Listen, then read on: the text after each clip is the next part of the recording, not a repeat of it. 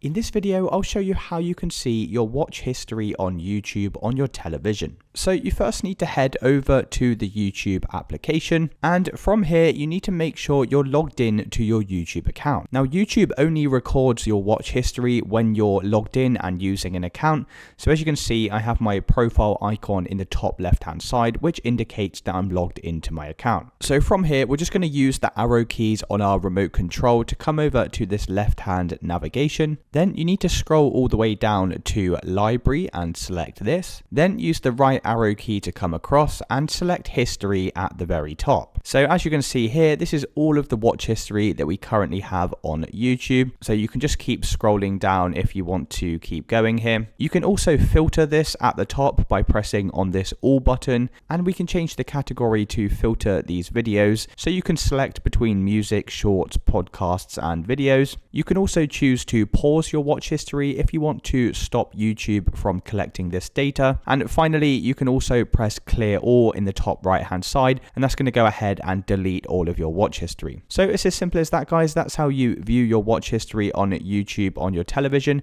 If you did find this video helpful, then please consider dropping a like and subscribing.